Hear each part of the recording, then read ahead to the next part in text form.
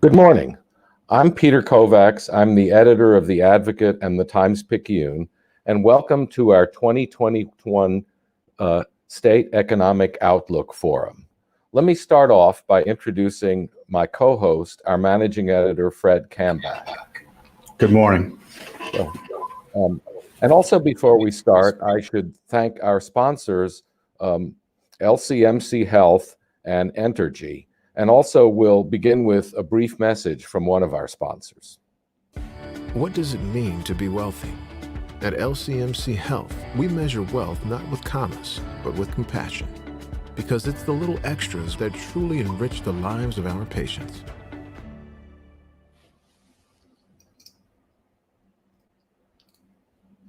Great. Let's get started. A year ago, we gathered in the Manship Theater for an optimistic conversation about a new year and a new decade. Well, things didn't work out like we planned. When we met, the unemployment rate in Louisiana was 5.7%. Soon enough, it reached 14%, and even with all the reopening since then, it's still stubbornly high at 8%. At the bottom, we lost nearly 250,000 jobs, and even today, only 3/4 of those jobs have come back. While we can't gather in person quite yet, this panel is taking place at a time of more optimism as vaccines are rolling out and there's new hope that things will get back to normal sometime in 2021. But the problems we discussed a year ago at the Manship Theater are still with us. An economy too dependent on tourism and energy, the plague of inequality and all it carries with it. The events of 2020 made all that seem more vivid and more troubling. Most of the lost jobs are low wage, so the poor have suffered the most, a familiar problem in Louisiana. But a new year brings a fresh start, so let's hear from our panelists about what they see ahead, and we'll start, as we have in the past, with Don Pearson, the Secretary of Economic Development for the state of Louisiana. Good morning. And thank you to Entergy and LCMC for giving us the opportunity to partner with the Advocate and speak to all our stakeholders across Louisiana. We are very much cautiously optimistic about the statewide economic condition for 2021. And over the course of the next hour, we'll talk in various lanes to discuss that relative to the sectors that are out there that drive our economy. The backdrop, of course, is the COVID-19 pandemic that we're fighting. The president putting us on a war footing. We're going to need to be successful there because the ramifications will ripple across our economy. The success of the vaccine program is key to that. And we do have the logistics in place to get those shots in arms necessary. But as you know, there's currently a supply deficit coming into the state to help us move in that direction. So there's some factors such as that will continue to impact the economy and sort of make it difficult for us to get to all the projections as clearly as we'd like to. What I can tell you is that we have 130,000 manufacturing jobs in this state at this time. And there's a tremendous multiplier effect around that. Our agriculture, our timber sectors are doing well. Our ports, our logistics continue to do well. So while we are up against these headwinds, we still maintain a lot of economic strength that we can build on, grow on, and we'll talk more about that again over the next hour. Critical is also sort of when United States consumer confidence returns, because that's when people will resume leisure travel. That's so important to our Southeast Louisiana market and several other markets in our state that are driven by tourism and hospitality. We want those cruise ships cruising. We want to get the business conventions back in our state. Those are big drivers for us and help build that diverse array of jobs that we need to power the economy. Certainly there's going to be a shifting in supply chains Certainly, new elements in energy strategies are going to play a role here. What we get from the federal government, how robust the response is in terms of stimulus checks, in terms of SBA and PPP programs, powering our small businesses that have been impacted. The very difficult challenges we have in Southwest Louisiana to completely rebuild that part of the state. But please know, those are our goals, to build a stronger Louisiana economy. And we have a comprehensive game plan to do that. We understand clearly that there's strengthening of hurricane and flood protection that needs to take place. And certainly, as it was mentioned, quality of life, equity for every Louisiana family, and stronger economic opportunity for everyone will be very high on our list of strategic priorities going forward. We are optimistic about the future of Louisiana. Oh, thank you very much. Next up is Philip May, President and CEO of Entergy Louisiana. Good morning. First of all, thank you for Advocate for bringing us together for this critical topic for our state and our communities. You know, we all know 2020 was an extremely challenging year, and we bring many of those challenges with us into 2021. However, I believe that if we all work together, we can ensure a bright future for our state. You know, focusing on Entergy Louisiana, there are three areas that we're excited to be working towards for the long term. First, transforming our generating fleet. It's already one of the cleanest in the country, and we're working to make it even cleaner. We're also going to be strengthening and improving the last mile of our electric system by investing in new materials and new technologies. And while we're doing that, we're going to be complementing electric and gas service in a way that provides solutions to our customers and helps them achieve their aspirations. Now, foundationally, we'll remain committed to providing clean, safe, reliable, and affordable power. We also remain committed to fueling economic growth. You know, as Don talked about, over the past decade, the state's been very, very fortunate in terms of economic growth, and Entergy Louisiana has participated in economic development projects throughout the state that total more than $100 billion. Our business and economic development teams continue to work with our state and regional partners to attract new business and industry while working to keep and expand our existing businesses right here in our local communities. It's because of strong partnerships that today Louisiana has 122 certified sites ready for businesses to build and contribute to creating a more vibrant economy. We know that they will need a resilient power grid, and they'll also need an energy provider they can depend on. That's why we're continuing to upgrade our infrastructure and systems with a focus on efficiency, resiliency, reliability, and environmental stewardship. You know, last September, we committed to achieve net zero emissions by 2050. As part of that effort, we're continuing to invest in our existing nuclear facilities, which are the state's largest source of emission-free power, while adding renewables like solar. Last year, we began purchasing power from the state's largest solar facility and announced our intention to add more.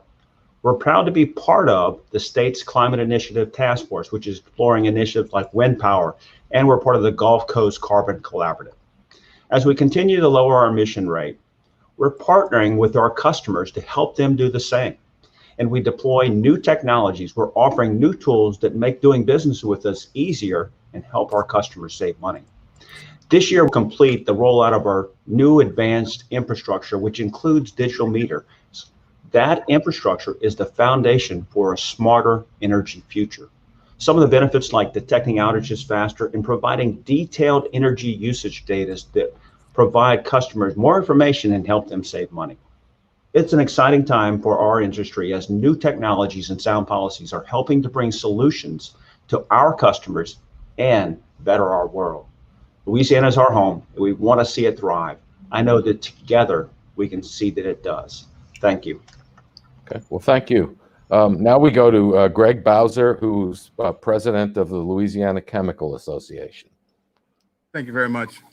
You know, it's good to be here. A year ago, as you mentioned, we were talking about this and we were looking at different things, and a lot of things happened that none of us anticipated. Well, for the chemical industry as a whole, in late 2019, we saw a little bit of a slowdown going into 2020. And then in March of 2020, when the pandemic hit, it really slowed things down for us. We saw some good things and some bad. First of all, the bad. We had some folks that people stopped traveling, people stopped moving around. That created issues for us as an industry, well, from a global perspective. The other thing that happened was that we had a couple of hurricanes that hit in the western part of our state, southwestern Louisiana. That just created additional issues for us with respect to not just the facilities themselves being damaged, but our employees being displaced. So that all of a sudden slowed down the production of in our industry in Louisiana. I'm happy to say that we're recovering from that. We're moving forward. We have some facilities that are still recovering. It may be probably early 2022 that some of them come back online, but we will continue to work forward in that regard. Going forward, looking at what the industry holds for Louisiana going forward, I think we have an excellent opportunity to get some really big projects into Louisiana. We have to be competitive. You heard Philip mention about energy, some of our energy costs that they're working to reduce. All of that goes into making us competitive. One of the things that's going to be we're going to face when we come out of this new normal, whatever that may be, is that we have to be more competitive, because other states are going to be very, very competitive for expansions and for things like that. We have the opportunity in Louisiana to really do some things and to go forward. And what we're doing here, especially in our industries, we're looking forward as well in terms of technology. We're looking forward in terms of things like we're participating in the climate change task force that the governor has appointed. We look forward to that because many of our industries are really doing some things that's ahead of the curve with respect to climate change and emissions. And so we look forward to sharing those ideas as we move forward this year. And hopefully we can continue to grow. We think that probably our industry will start to see a substantial growth in the latter part of 2021, early 2022. But in the interim, we have to continue to build back and make things a little bit better than they were before.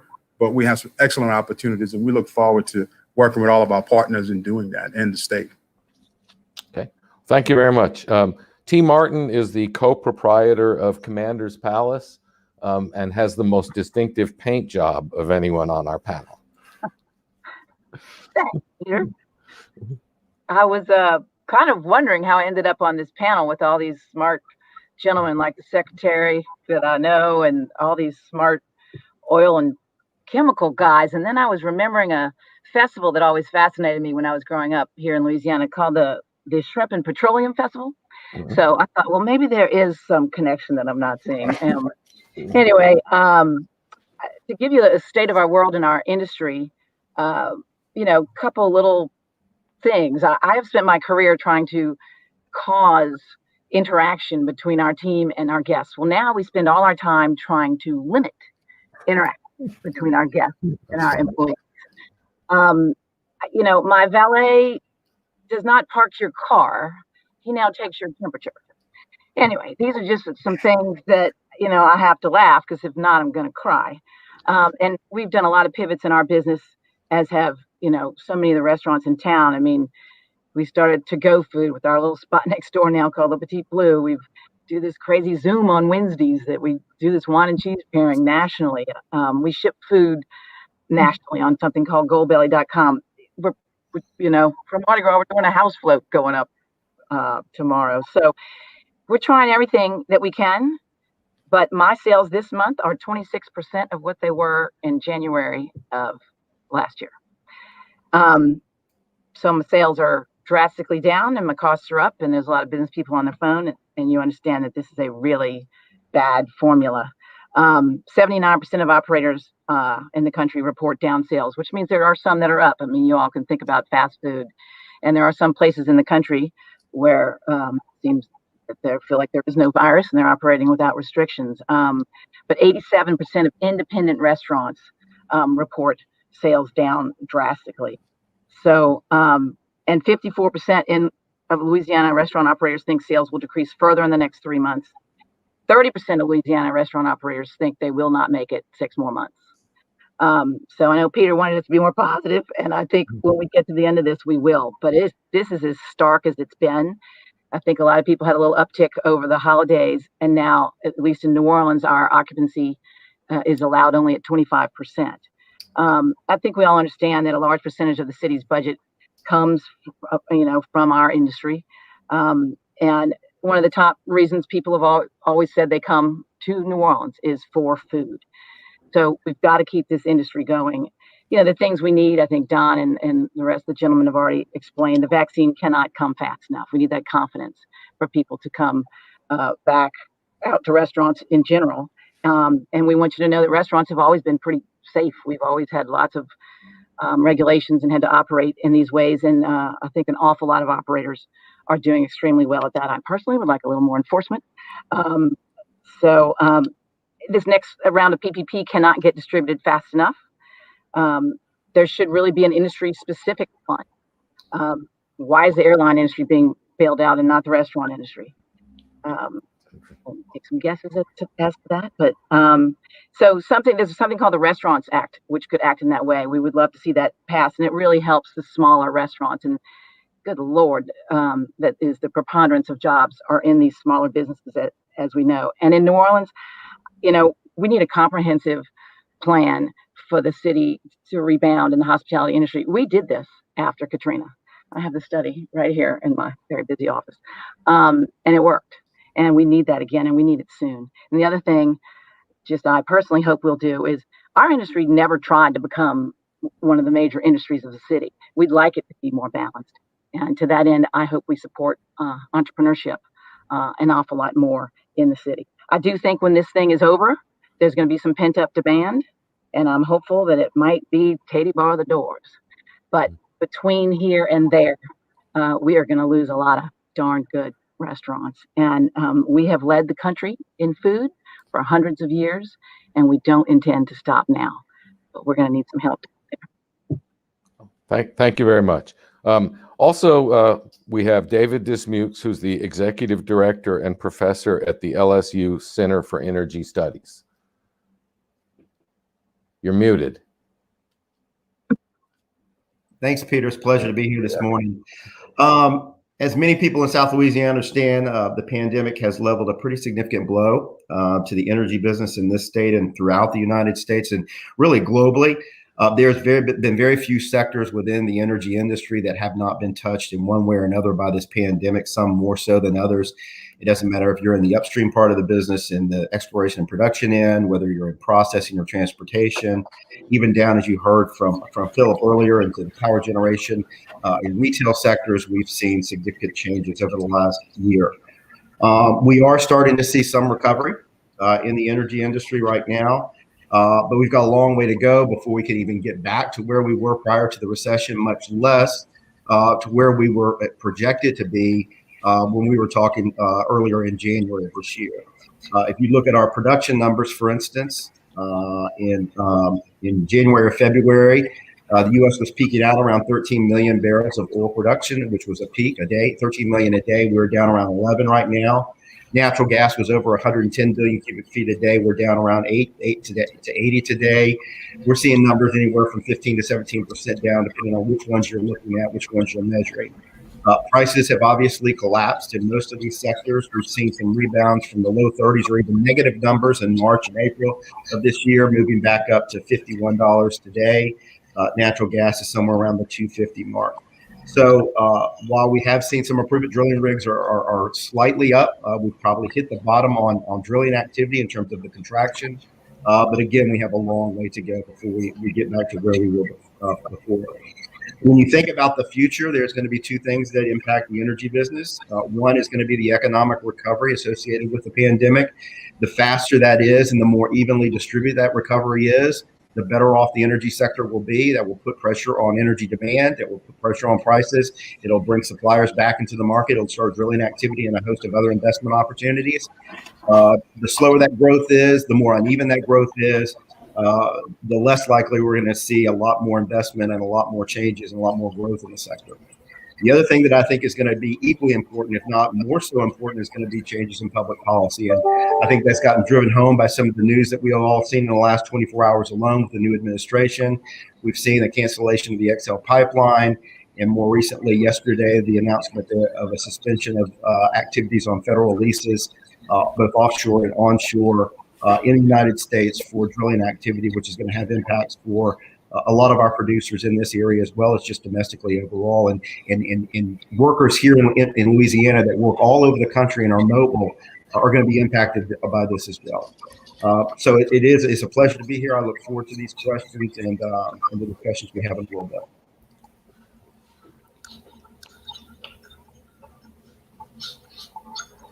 Thank you very much. I think we'll go to Fred for the first round of questions. Sure. This first question is for Don. You mentioned supply chain issues when you spoke a little bit earlier, and they tend to cause shortage problems. I think that's been an experience here. What kind of opportunities might Louisiana have if manufacturers decide to move back onshore here in the United States? That's a great point, and certainly it's one that's very dynamic on our radar screen right now. That there's tremendous opportunities in, say, PPE production, certain pharmaceutical production, and we are in the midst of those conversations. And I'm pleased to report to you that we may have some nice announcements around some of those types of activities in the very near future. But these global supply chains, there has been a lot of introspection in boardrooms in these Fortune 500 companies across America about being dependent on key elements of their products, services coming in from overseas. And so looking at more U.S. production is high on the list for a lot of these companies. We are having those conversations. We are redoubling our efforts with the site consultants that guide a lot of these projects. And actually, we are very busy and very engaged at the present time. Thank you. I got a question now for David. Will remote working create a permanent decline in auto travel, and how are energy companies factoring that into their projections for the coming couple of years? So that's a good question, and I don't know is the answer. I don't think any of us probably know right now. And it's just going to depend on how the recovery plays itself out and how much of this is transitory in nature and how much of it's permanent.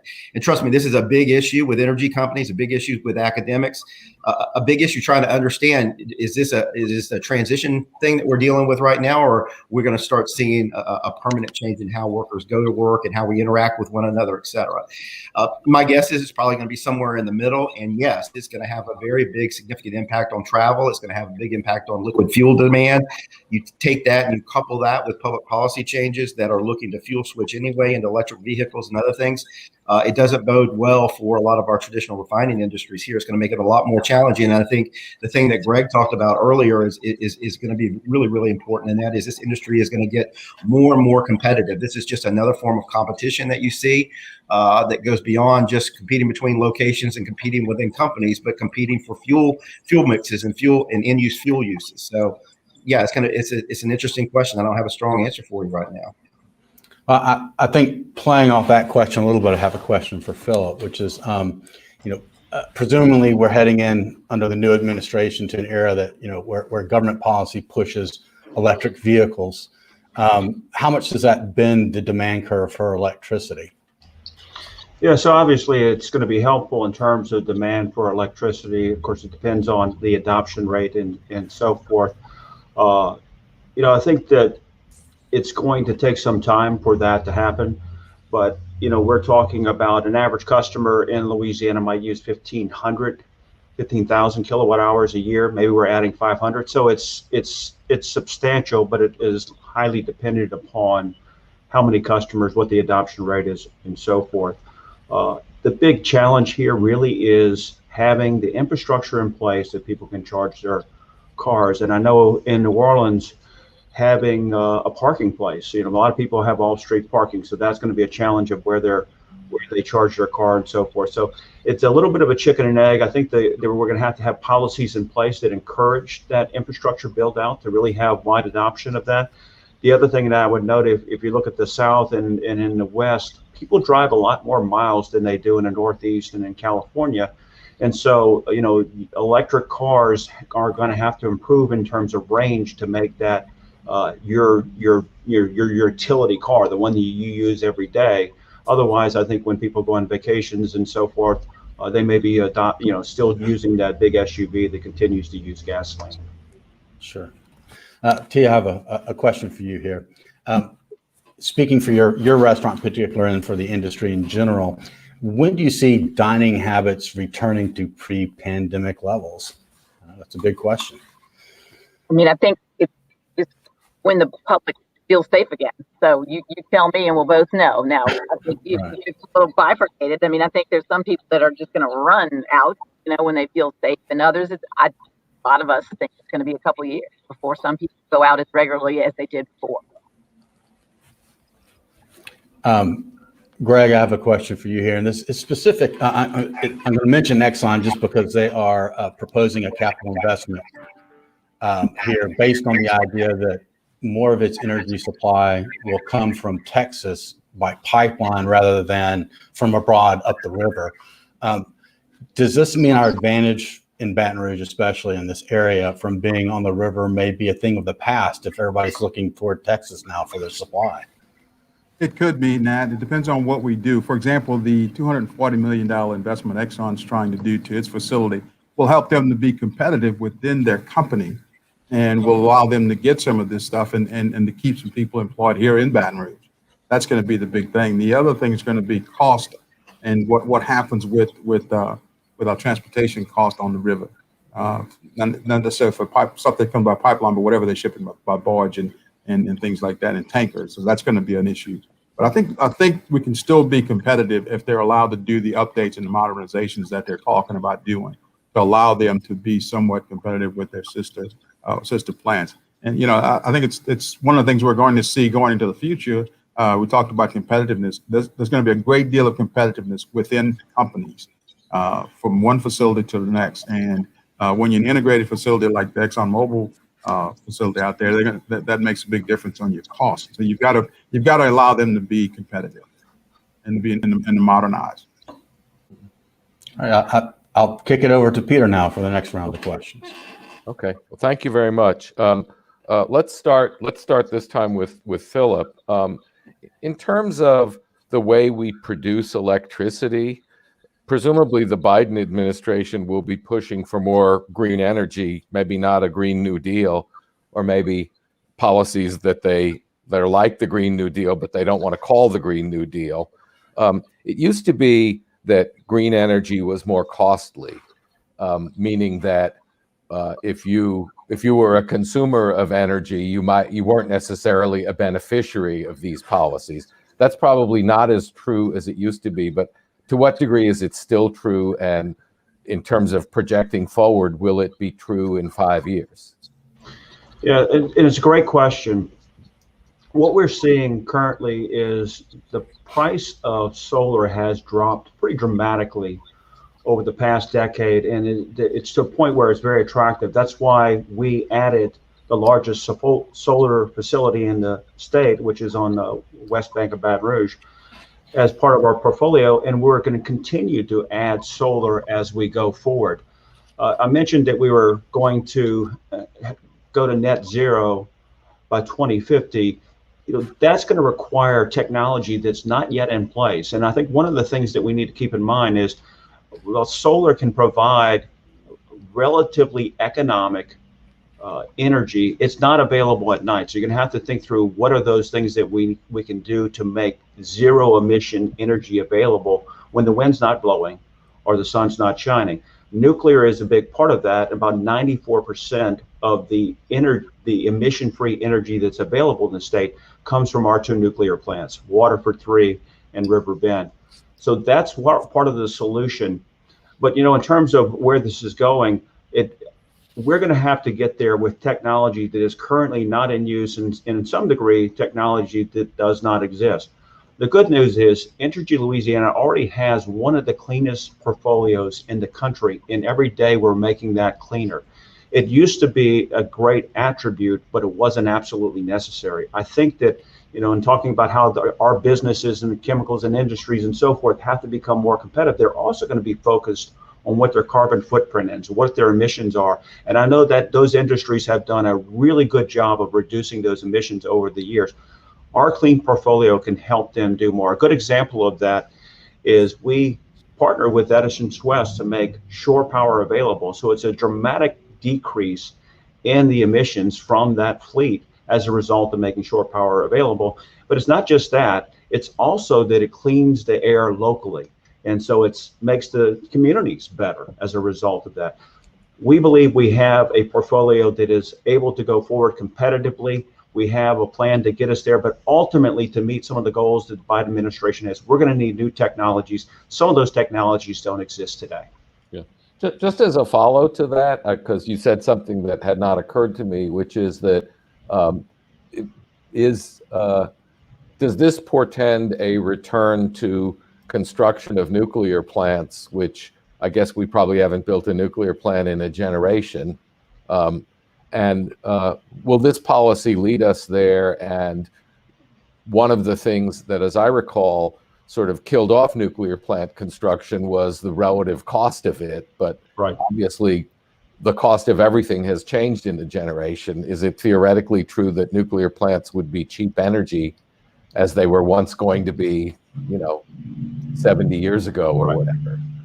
Yeah, so right now the Southern Company is under construction for a nuclear plant. They've been at that for about 10 years, and it's expected to come on either later this year or beginning in 22.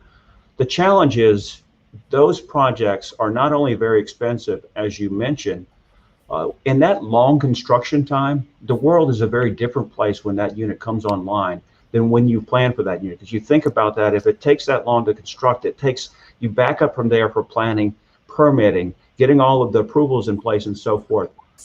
With the changes we see, the pace of change we see in this industry right now, I think new nuclear is very challenged, number one, because of cost, but also because of uncertainty for that long period of time it takes. The other part of this is storage technologies are improving all the time. They're not quite economic yet, but they're getting better every day. Solar power, which 10 years ago was an expensive luxury, is now very competitive. So I don't know that I see new nuclear plants, or at least the technology we've used, as the solution in the near term. Longer term, I think research is going to have to go into these modular, safer nuclear units that would be able to provide round-the-clock, 24/7 power.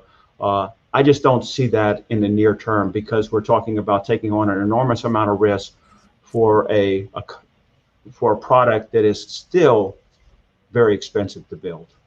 Yeah. Okay, thank you. Let's go to T. Martin, and the next question is, one of the challenges I hope your prediction comes true, and eventually there's a rush of people returning to New Orleans, to restaurants, to Carnival, to everything else, to Fall Jazz Fest. But it seems like one of the challenges for your business would be that you'd have to rebuild your workforce. And I don't know what your personal experience was, but a closed restaurant probably doesn't employ anyone, or it employs a handful of key people. And over this long a period of time, the workforce scatters, or people find other work to do. And so how will you and the industry handle that challenge? And what's been your experience so far? Interesting question, and it was surprising, I think, to all of us. As you know, there was some help, and folks were getting checks from the government, and we all assumed that when that ended, they'd all run back to work. Mm-hmm. Well, a lot of them did, but a lot of us had trouble staffing the restaurants. And what we all found was that a lot of people left our industry. We've always been a great place to come, and you're in school studying to be a lawyer or a doctor, or you want to own your own restaurant, whatever. But some of those folks went off and did those other things, because they were sort of forced into it or had the time. So it's going to be really, really tough. Fortunately, here in New Orleans, just one of the many things we needed to do. We got started a couple of years ago when we opened NOCI, New Orleans Culinary and Hospitality Institute, and that will be one of the things that we need to do to help attract and build and recruit. But we're going to have to be recruiting from other industries. And I think there's a lot of changes that our industry needed to look inward and took this time to do, because it's a tremendous industry where I always say there's no limits in our industry. And I certainly bristle at the talk of all the jobs being low paying. There certainly are, like there are in most industry, but there's a lot of jobs. You can walk in the door of our restaurant here, and 6 months later, you can be making $50,000, $60,000, $70,000. So there's also a lot of very good jobs, but it's going to be tough. We have lost people. What is I know there was a lot of complaint from businesses, particularly hospitality businesses, about the $600 augmentation, causing people to be incentivized not to work. I don't know. Now, I guess we're at a $300 augmentation, but the proposal is to go to a $400. How does that interplay right now, when I guess for one thing, you probably aren't in a position to bring your full staff level back? Right. We certainly can't bring back the full staff when we're only allowed to occupy 25% of the restaurant. But I just, as a human and citizen, am happy for folks to have that help. I mean, when it got to such a high level, it certainly was a disincentive. I mean, there were people who, chose to not work.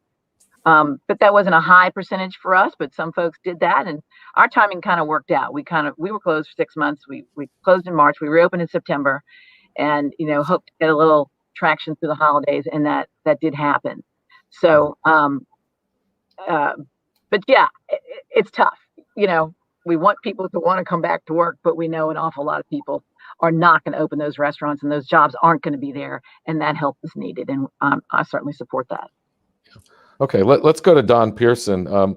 Louisiana has a historic problem of not enough young people going to junior colleges and learning trades versus going to colleges and even grad schools and earning degrees in fields that are oversupplied.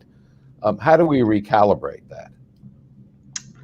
Well, it runs the full gamut. Obviously, a critically important element for our state, workforce development, and we are 11 years serving as the best in the nation with our Fast Start program. We get this, we understand this, and that's why we've run these very strong partnerships with our community colleges, with our four-year universities, and at the same time having some very robust conversations with industry, so that in those community colleges, we are producing graduates with a certificate that walks out, and whether they need to be in welding or computer programming or what have you, we have that just-in-time inventory that we can create.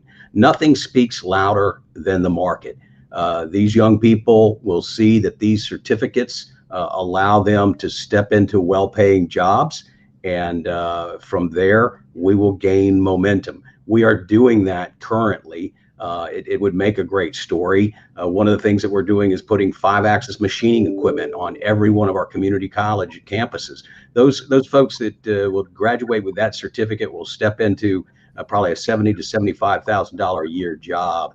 So, and it doesn't just start, again, it's the entire spectrum. It's early childhood education. It's our K-12, sorting out what kind of career path would you like to follow, understanding the importance of manufacturing and what I'll call get your hands dirty jobs that are very appealing to a lot of people and very rewarding, very necessary, and pay a good wage scale. It's certainly something that we've seen Governor Edwards invest in, working closely with all of these education systems, and understanding how critically important it is to produce the workforce. And that's the number one role, to keep our young people here in Louisiana, to keep our talent here in Louisiana, to recruit talent into Louisiana, is to have these industries that need these high-skilled workers and have a pathway to achieve that skill level and reap those rewards. Okay. Peter, if I could add to that. Yeah, go ahead. I absolutely concur with all that Don has said. I'll note two things. One is, in Louisiana, we also have dual enrollment programs that allow folks in high school to take programs at universities and community colleges. And the uptake that on for going to traditional universities and so forth is pretty good. We do need to improve the uptake and folks going to getting certifications while they're in high school. That allows them to transition right from high school into good paying jobs, or be more prepared to go into those technical colleges and so forth. The other thing I'll mention is we're going to need financial aid for adult learners. And the challenge there is if we transition away from perhaps other industries to where there are some skilled jobs available, it's going to be very difficult for someone to pay for tuition, pay for the cost of living and maintaining themselves while going to school while they're not working. So that financial aid, I think, is a critical element of retraining and retooling our workforce. On that subject, as a follow-up question, one of the things that we hear from readers is that the idea of forgiving student loans, which I think is part of the Biden plan, takes us in the wrong direction for this by encouraging students to go into fields of study without an eye toward getting jobs. And if you forgive loans for people who've already done that, you theoretically create an environment in which the next generation of students thinks that they're just going to get their loans forgiven too, so they can study what they're passionate about and not necessarily what would get them a job. Is that? And I guess I would ask Don that. Is that your view that loan forgiveness takes us in the wrong direction on this? This is not an issue that I've actually studied, but what I would tell you is that what we've seen in instances such as after World War II, Vietnam, Desert Storm, that the soldiers, sailors, Marines come home with GI Bill, go to school, get help from the government to transition into productive members of society that become tax-paying citizens. So I really can't speak to the pathway that's best for that to happen, but that's certainly what powers our economy. And the government of Louisiana, investing in our four-year universities and our technical college systems, is doing that with taxpayer funds because we recognize that importance. The rest is fiscal policy. What's important is to have a highly skilled workforce. Okay. Again, I'd like to add to that if I could. Look, I agree with all you said, Don. One of the things that in Louisiana is we have relied on TOPS as an offset for tuition. So tuition continues to rise, and we're using TOPS to partially offset that. The problem with that is if you don't take advantage of the TOPS program right when you leave high school, or it's not available to you, college can be very expensive. So I think the fundamental issue we have to deal with is trying to make college education, technical education, or our community colleges more available to people, make it more affordable. And that's going to require that the state put more money and funding into those programs. Okay, well, thank you. Let me go to David with this question. What is the significance of the closing of the Convent refinery beyond the loss of jobs? And is it telling us something about other refineries and that industry? Yeah, I think it's telling us a lot of things. One, the industry is changing a lot. I think this pandemic has probably accelerated some of the changes that we've been seeing in the industry by at least 5 years. I think some of the actions that we're already seeing right now in the new administration is going to go further in raising challenges in some of our traditional sectors. It underscores that issue that Greg talked about, is the competitiveness of facilities. This is not an ancient facility. It is on par, and it's at a scale and size that is comparable to a lot of other refineries in the Gulf South region. If this were a refinery that were up in the upper Midwest or on the Atlantic seaboard where we've seen a lot of them, this would be kind of a not unexpected kind of event. To have this down in an area where you have some of the most efficient forward and backward linked refineries in the world, it is very important. It does say a lot, and it says a lot for the remaining base that we have here. That's why continuing to make investments in our facilities and upgrading them and making them more efficient and more profitable is really, really important, because firms compete not only between themselves, but within their particular sectors for firms as well. Exxon in Baton Rouge competes with Exxon in Baytown and all the other assets everywhere else. And anybody that works in the corporate world knows that. And that is only get more intense, not less intense. We have all kinds of other competitive pressures that arise in this industry. And this just kind of exacerbates this and drives home just how competitive things are getting in this industry, and things that we need to think about on a forward-going basis and not taking things for granted. There's, I think too often in Louisiana, a presumption that these industries have been here for a long time. They're not going anywhere. We don't need to really worry about these kinds of things in terms of, our tax breaks, et cetera. And that couldn't be the first thing from the truth right now. Peter, I was about to say, I bet Greg has some thoughts. Yeah, and David touched on it, that the competitiveness within companies is going to be unbelievable, as well as within states. You take that refinery, for example. I mean, you have everything. You have the river, you have a dock, you have everything you would need, and yet still, it closed. It shifted because of market pressures and because of things that competitiveness within that company. That refinery was on the market for about a year or two, and there were no takers. And so people are not, going to just jump on that. Once one closes, it creates a very, very hard, very, very big hardship, not just for us as an industry, but for a community. That community lost 700 jobs, and they lost their largest taxpayer in the parish. All of that goes into it. It just tends to snowball. I think you're going to see some other effects from that. We're hoping that we can minimize it and get some of these people trained to do something else. We were talking about training. The biggest factor there is going to be, and Philip touched on it, is what do you do with somebody who's working, loses their job, and then has to be retrained? They can't take time out to go get training because they have a family to support in many cases, and they have things to go. So that's going to have to be figured out. That's not going to be part of the student loan forgiveness, but that's going to be a financial part that has to be dealt with. Some of our companies, for example, we pay for training. We pay them while they're training, so that helps out. But not all companies can do that, and that's going to be a big deal. But the competitiveness, I think, is going to be the big word going forward, because these companies are going to make adjustments because of the pandemic. People are working differently. I know in chemical plants today, I used to spend most of my year traveling around visiting plants. It's very hard to do that now because they don't have people there. They're restricting access, and so all of that stuff's going to play into it. People are going to, they're not going to be going to the office anymore. Office is going to be at home. Okay. Critical element here too, what we want to really keep in mind is around modernization. These plants don't stay static. They're in global competition.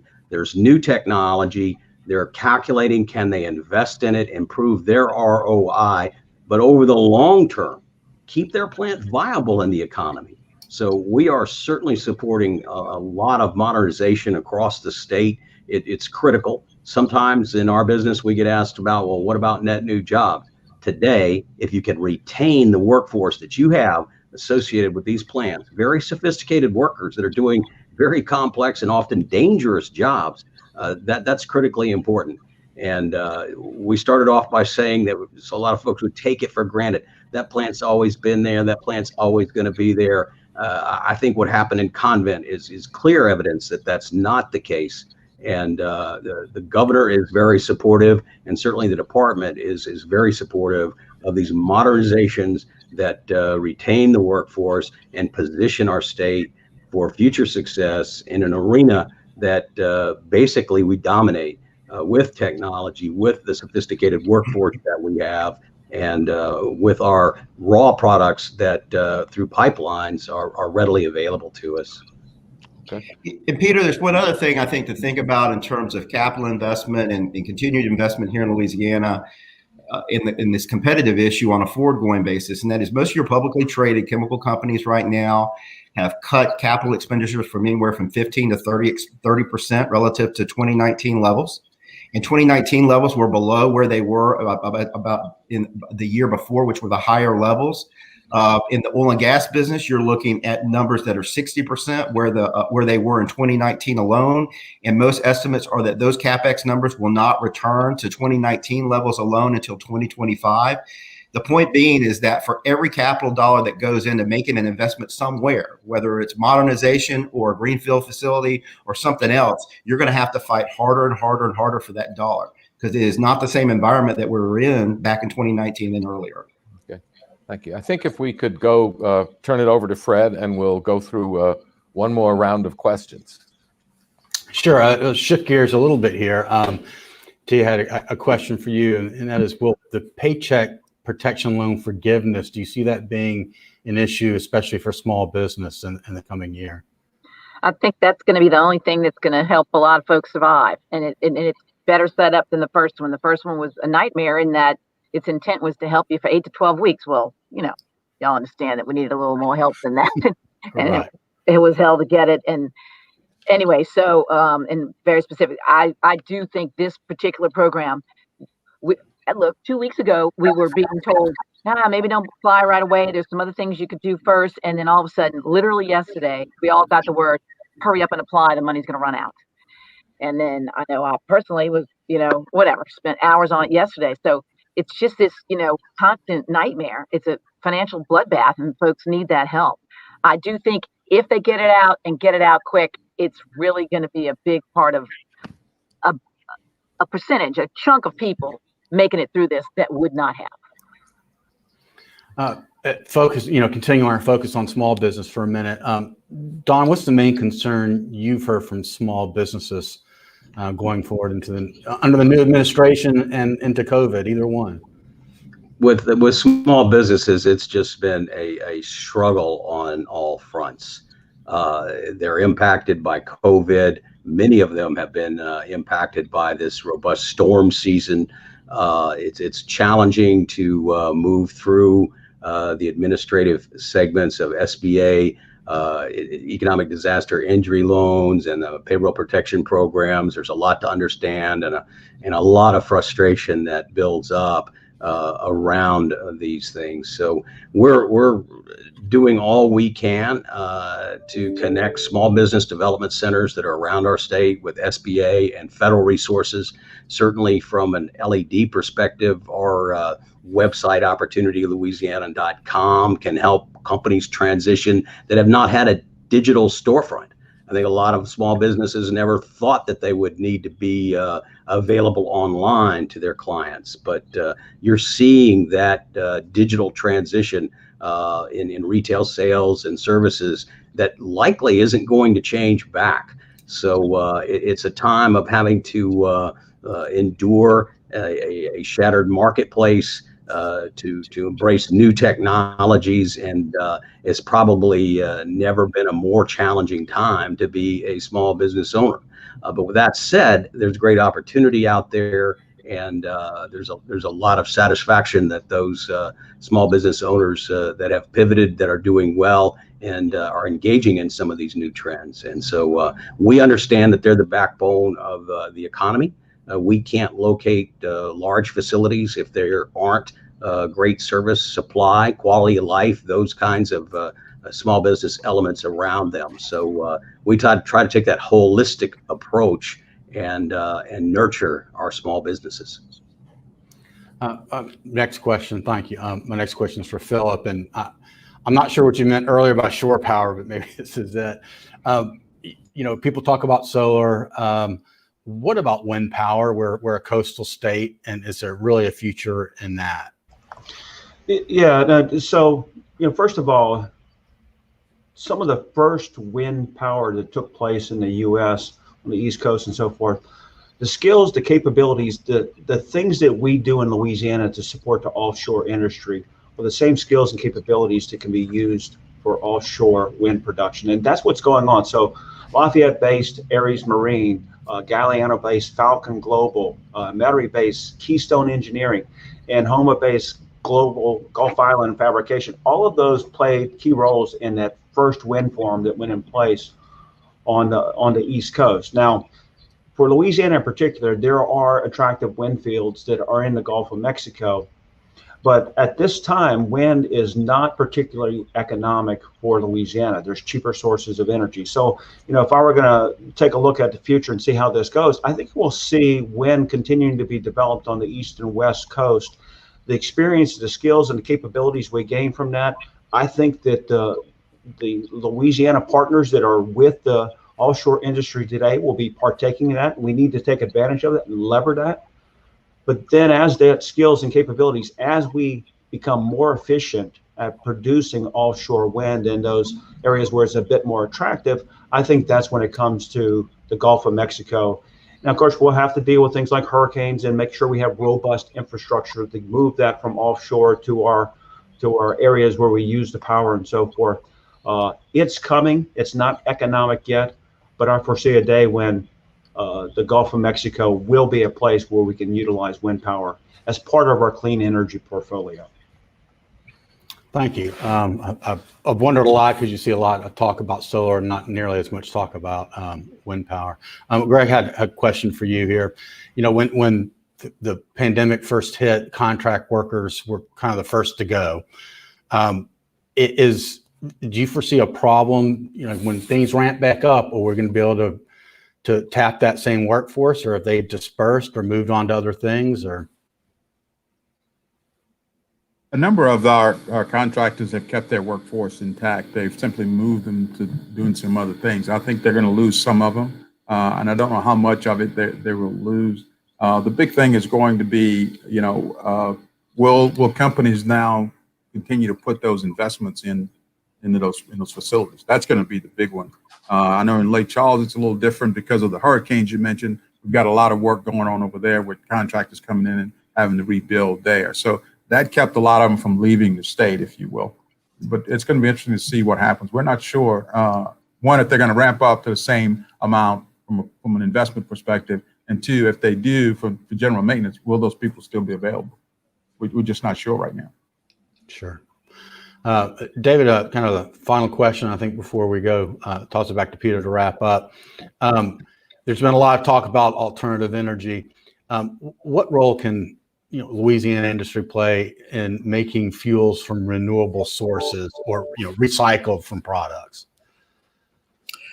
I think the state has a lot of opportunities in this clean climate environment. I don't know, in my opinion, I think the readers need to keep in mind that this is going to be an issue that's probably going to be more industry focused than it is power generation focused. As Philip said earlier, from a power generation perspective, and that makes us different than the rest of the United States. So as Peter talked about, as Philip talked about earlier, we have a relatively clean generating fleet already in the state. It's our industrial issues that are going to be the challenge, and the things that I think we need to focus on. Using renewable inputs, green chemistry in the chemical industry are some of those things, looking at carbon capture and storage. Obviously, renewables come into that, and renewable fuels is part of that, but I don't see that as being important to us here in Louisiana and meeting those clean climate goals as it is, say, in New England or the Mid-Atlantic or other places. There's going to be a lot. There's no silver bullet. There's more like a shotgun approach. There's going to be a lot of things that we're going to have to consider, but it's going to be things that are more industry oriented than they are power generation oriented. I see the power generation sector as being complementary and helping us move along that path, but it's going to be entirely different from us. And so I think looking at national trends and kind of national buzzwords and national strategies for dealing with climate change, those are all fine and dandy and everything, but I don't know that they have as much applicability to us here in Louisiana as they do in other places. Yeah, thank you. Okay, well, thank you all for joining us. This was very informative. When I was a young business writer, I used to go around and meet with people in the various industries to try to figure out what we should be writing about. And so I made a lot of notes from this, and so I appreciate y'all's input. We also want to thank LCMC and Entergy for sponsoring this event, and especially thank our panelists.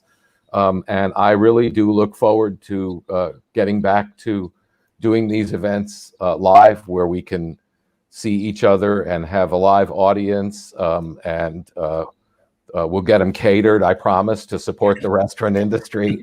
And and maybe that's where we'll be at this time a year from now. So anyhow, and thanks to all of you who joined us and watched, and we'll be back in some form next year.